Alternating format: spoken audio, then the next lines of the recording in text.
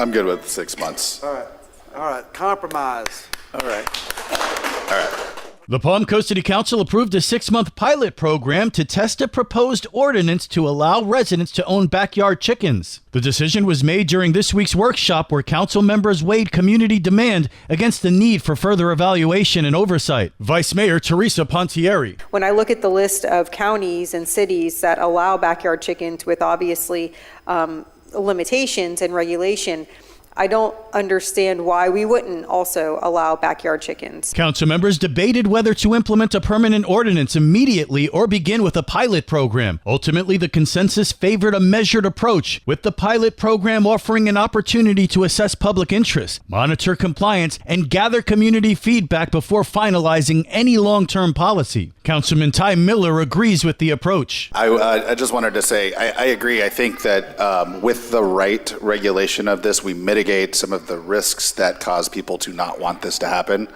And so that's kind of a partnership with those that want to be able to raise chickens, that they have to abide by the rules and make sure that they're not becoming a nuisance or a burden on any of their neighbors. The pilot will be limited to 50 permits and will require applicants to submit basic site plans showing coop placement. The council also emphasized the importance of upholding health and safety standards, acknowledging that enforcement may incur additional costs. By launching the pilot program, Palm Coast hopes to foster collaboration between city officials and residents, setting the stage for a well-informed, balanced ordinance on backyard chicken coops.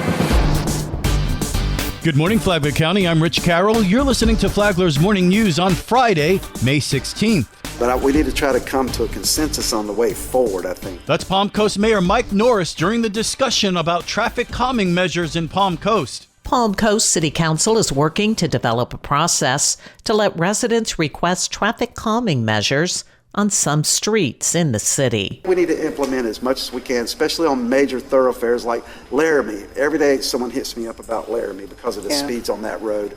The streets that have the 90-degree bends in them, as far as slowing down the traffic, signs to 25 miles an hour on those 90-degree turns, those are things that I think we need to look at. The Palm Coast City Council's decision is the result of a $100,000 pilot study that included installing 3 different traffic calming methods in several areas, including speed cushions on Florida Park Drive and Cimarron Drive. Palm Coast Vice Mayor Teresa Pontieri. When we do these types of studies, we see that speed cushions are not very popular. Big surprise. That's not surprising to me. But are they effective? And they seem to be effective.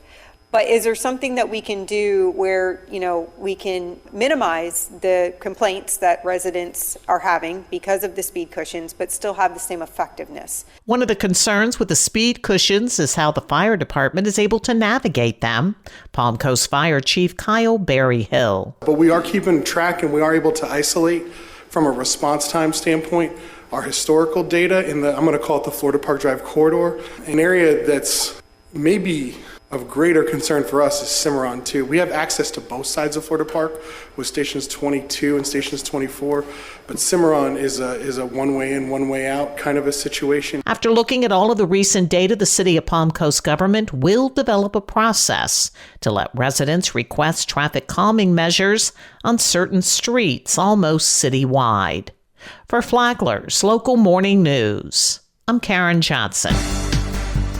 This local news is a service of Flagler County's Toyota dealer, Beaver Toyota, US 1 St. Augustine, here to wow you. I don't know if there's a magic number. I can tell you it is a big, massive number. Flagler County Commissioner Kim Carney made an appearance on last week's Free for All Friday to talk about how to pay for a badly needed beach renourishment project. Commissioner Carney does not support the plan to increase the county's sales tax by a half cent to generate more than $40 million needed in the next 3 years for beach renourishment. We did a $8.8 million project on the Hammock Dunes emergency. So we are working on it. We are getting it funded. $8.8 million, over half of it came from the state. So I think our plan needs to involve more state funding. I don't think we're looking at all of the scenarios. Carney says they've been working on a solution. A consultant took a stab at it.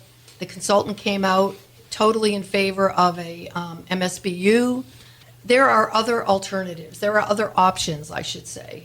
An MSBU is a taxing district where one section or one group of citizens or properties benefit from that tax. So it right now is looking like it's the barrier island. Right now, they're looking at, based on the number of properties, they're looking at $160 a year in addition to their homesteaded tax, property tax. I'm Daryl Moody reporting.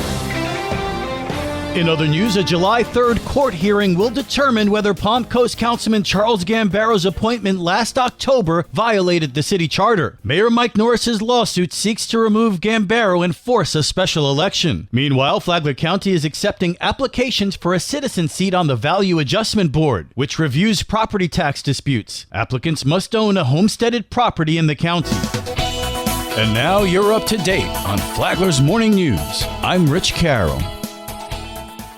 And now, Mike Licio with your WNZF local sports update. Matanzas softball hosted the Middleburg Broncos at the Ship Tuesday in the Class 5A regional semifinal on the WNZF Sports Network. Leah Stevens struck out the side for the Pirates in the top of the first. With 2 out in the bottom half, she stepped to the plate. That one line into straightaway center field. It is gone! Leah Stevens, a line drive over the center field fence. I knew it was going to be deep, but I definitely watched it to make sure it went over. Leah was masterful in the circle, allowing 1 unearned run through 7 to send the game to extras. In the top of the 8th, she struck out the side for 19 total Ks. Mackenzie Manhart was the ghost runner at second to start the bottom half. Ruby Fogel led off. The pitch, it's bunted, a perfect bunt to third, to throw to first, just in time, but the job is done. Leah's been doing so good today, like especially on the mound and at bat, and I was like, I just need to do my job, and I just put the bunt on. That brought Stevens, the Shohei Ohtani of Flagler County, to the plate.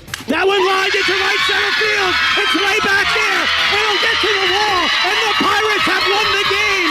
The Pirates have won the game, and they will advance to the 3rd round of the playoffs. I knew that Kenzie's got some speed, so I didn't necessarily think you have to get like a hit. Really just try to barrel up the ball. Mackenzie Manhart scored the winning run in the Pirates' 2-1 victory. I just knew that I had to do my job, and my job was to get to the next bag and advance and keep going. Relive the excitement by watching on the Flagler Radio YouTube channel. The Pirates advanced to last night's regional final at Niceville for the first time in school history. 1 Eagle run was enough to defeat Stevens, despite pitching her 5th no-hitter of the season, the 10th of her career. The Pirates finished their historic season 23-2. Tonight at 5:30, FPC football hosts a scrimmage at Sal Campanella Stadium. Admission is free to the public with a donation of a case of water or Gatorade. WNZF is your home for local sports, with updates Mondays and Fridays. From the sports desk, I'm Mike Licio.